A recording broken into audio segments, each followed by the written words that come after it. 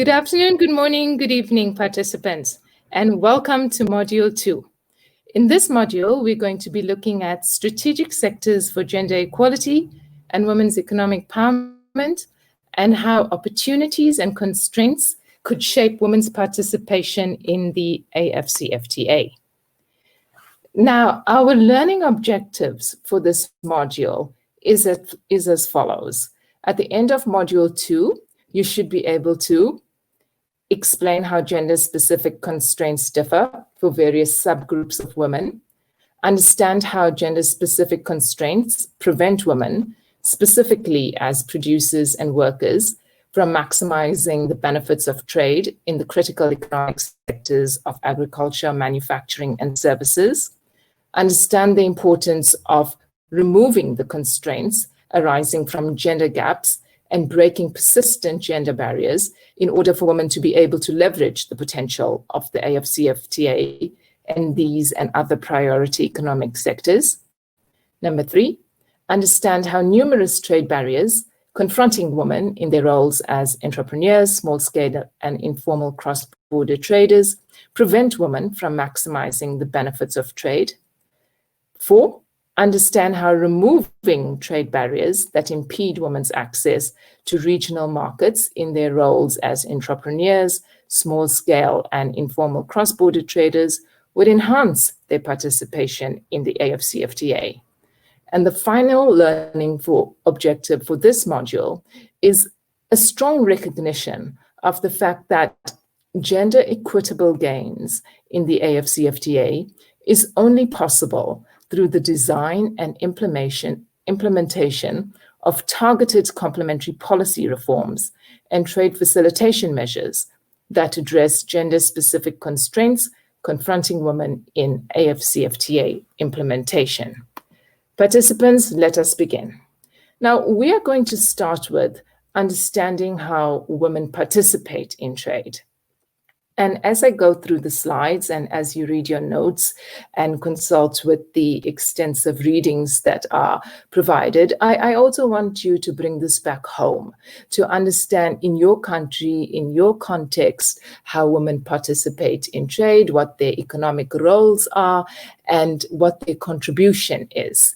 So with that, let me commence.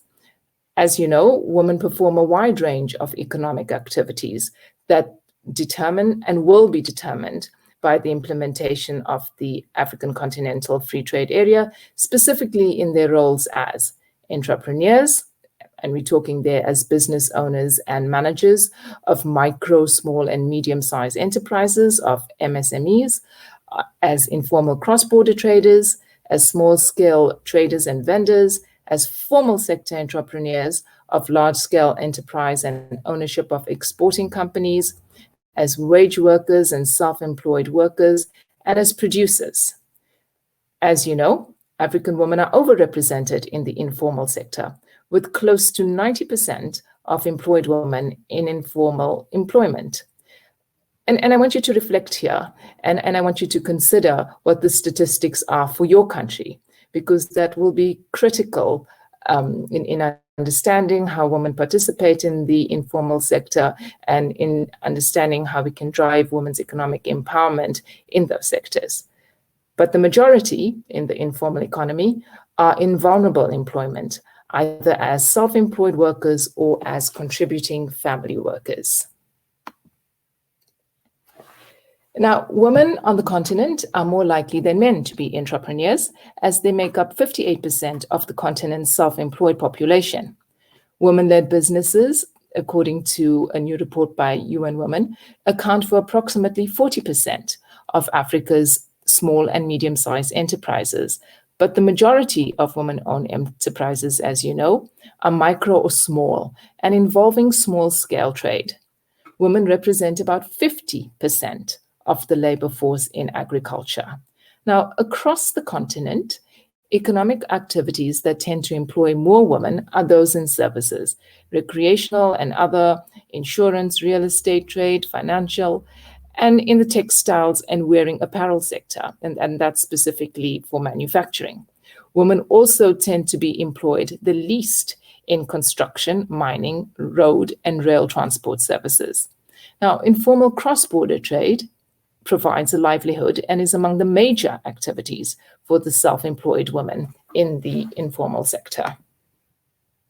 You're going to see here the database provided by the World Bank on female employment, and this refers specifically to disaggregated labor in AFCFTA countries. And I will leave it to you to study that further. Now, when we're talking about opportunities and risks of AFCFTA implementation for women in trade, and we're looking at agriculture, manufacturing, and services, both as strategic sectors for women's economic empowerment, but also as sectors that are expected to gain the most through the AFCFTA. And we see that in agriculture, there's a particular opportunity because under the AFCFTA, women producers and entrepreneurs will be provided with expanded access to regional food markets and in stimulating demand for intra-African food markets. In manufacturing, we'll see that a growing manufacturing sector is expected to provide new job opportunities, especially for women, increasing women's wages and lowering the gender wage gap. And we'll also get some numbers for that when we look at the analysis that's provided in the latest World Bank group study on the AFCFTA.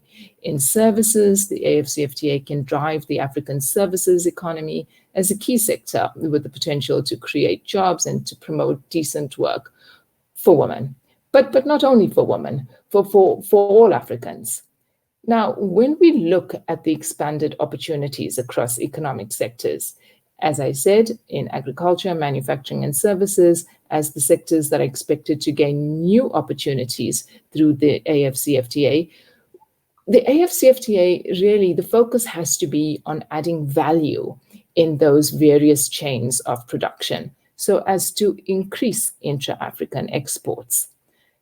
As you know, women play an active role as entrepreneurs, as workers, as producers, as small-scale and informal cross-border traders in all three sectors.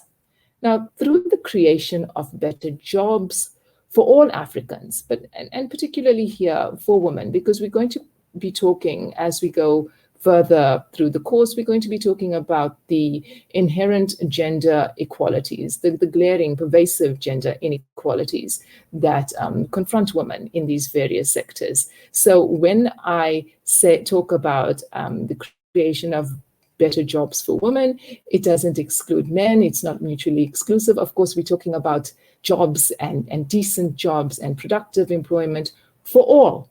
But there is a specific emphasis on women, as you will see, because of what the data tells us, because of what the gender disaggregated statistics say. And it points to these pervasive inequalities, hence the rationale for singling out women through this course. Now, the AFCFTA presents considerable opportunities to advance gender equality and to empower women in their various economic roles. And that's what we're going to be looking at in this course. But you will recall in Module 1 that when we concluded Module 1, the literature told us that trade liberalization was not universally beneficial to all women. Accordingly, intra-African trade liberalization is not likely to be beneficial to all African women. Now, it's important at this point to reflect on the overall impact that trade liberalization has had on women's lives and on women's livelihoods. What does the analysis tell us? What do the studies, the literature that we're looking at, what do they tell us about trade liberalization?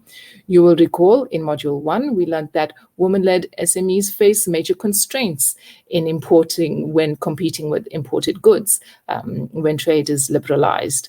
Female farmers. Now we take this to the context of the AFCFTA. Female farmers in some African countries may be adversely affected by increased food imports from other AFCFTA member states. When we look at the advantages in manufacturing, we see that increased exports through manufacturing yes, it does tend to create more jobs, but it could also create new patterns of inequality and vulnerability, with men being assigned to new managerial and higher skilled jobs. In the event of a sudden drop in production, resulting from a shift in trade policy, women workers would be the first to lose their jobs. Now, an expanding services sector could also bring formal and skill-intensive jobs for some highly educated women, but this is likely to be at the expense of keeping the majority of female workers in the services sector trapped in poorly paid positions. Now, the World Bank and the World Trade Organization have undertaken a joint report on women and trade. And that report points out that trade directly affects women employment, wages, and productivity through job opportunities available to them, the level of competition in different sectors of the economy, and the introduction of new labor-saving technologies. But because women hold a disproportionate, and that's an uneven share of lower skilled jobs, they can be particularly vulnerable to trade-related shocks, such as trade liberalization, that could directly expose female-dominated industries to foreign competition or layoffs through the introduction of new technologies.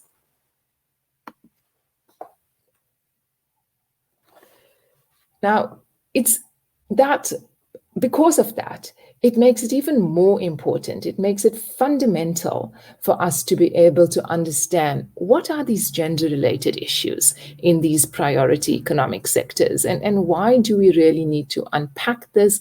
Why do we need to examine it? Why do we need to understand it?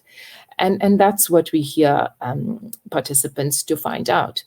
Now, in each sector and for each role, gender differences in equality of opportunities place women at a considerable disadvantage. And I'm talking here about women in their roles as workers, and entrepreneurs, as small-scale traders, as producers.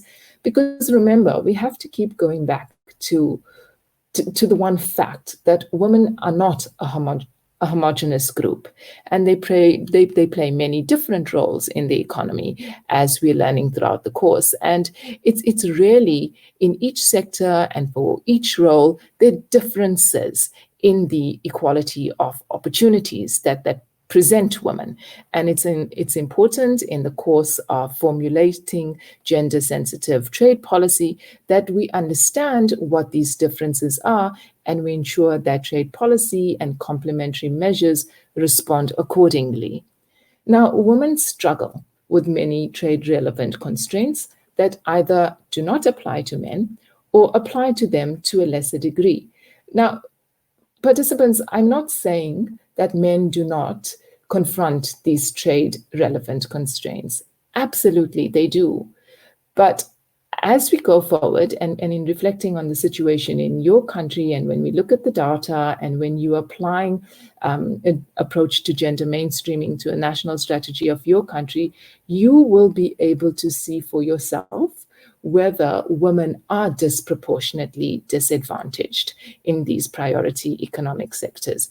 So when we're talking about women confronting trade-relevant constraints, that doesn't minimize the fact or make it irrelevant that men confront the same constraints. Absolutely. But the data is telling us, the studies are telling us, the results of the analysis are telling us that these trade-relevant constraints may not apply to men or may apply to them to a lesser degree. So, and why is this? Why do we see this happening? Well, one of the reasons is that women's limited access to education explains in part why female employment is concentrated in lower skill sectors such as textiles. Female entrepreneurs also have more difficulty than men in obtaining finance. I'd like to pause again because I want you to reflect on the situation in your own country. When I provide you with the high-level findings, and as you go on to examine the findings in more detail and the outcome and the results, is this applicable to the situation in your country, even at a high-level anecdotal basis? Does this apply when we're talking about women's limited access to education? Can you relate it to the situation of women in your countries? As far as you understand, do women entrepreneurs, do women small-scale traders have more difficulties in accessing finance, accessing capital, financial services? And we're going to unpack these gender-specific constraints in more detail. But I think it's important for you to bring it back home and to make these findings that are undertaken by international organizations, UNECA being one of them, UNCTAD, the World Bank, UNDP, to make it applicable to your situation, to your country, and to understand it, to understand those findings in national development realities of your country. So when we look at ingrained gender biases for domestic tasks, we see that this also limits women's flexibility and mobility. And it has a negative impact on women's access to trade-related employment and services. And women also tend to face higher trading costs and discrimination at border crossings.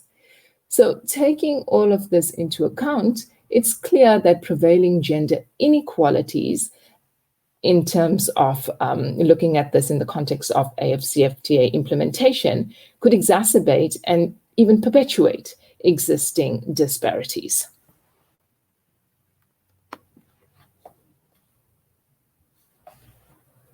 Now, as we said, AFCFTA market liberalization will not be beneficial to all African women. It's not likely to be beneficial to all African women because the findings have told us that trade liberalization in general has not been universally beneficial to all women. Accordingly, AFCFTA market liberalization is not likely to be beneficial to all African women. So AFCFTA implementation, as we're learning, will open up important economic opportunities for women, but it could also impose upon them new burdens and risks. And the stark differences in women and men's capabilities in their respective roles, as well as their access to factors of production, such as land, such as labor, such as capital and technology, it all goes back to the fact that AFCFTA liberalization is not going to be beneficial to all African women. And again, the inequalities and the differences, the gender differences are being exposed. The consequent implications of these differential and the gender differences for women's livelihoods and stability of those livelihoods, we see that, and the gender-related differences in women's access to land, labor, capital, and technology has these consequent implications for livelihoods, sustainability, and the stability, not just for women, but particularly for women and their family, and for female-headed households. And now the fact that women confront higher trade barriers is going to prevent them from accessing the benefits of the AFCFTA. So, what now? But before we get to the what now question, I also want you to look at the context. I want you to look at the time that we're in. So, of course, the AFCFTA is going to be implemented against the backdrop of COVID-19. And again, I want you to take this back to your own country to consider the impact that COVID-19 has had on your lives, on the economy, and on vulnerable groups. So the AFCFTA will be implemented against this backdrop, but at the same time, the AFCFTA will be implemented in the era of the fourth industrial revolution.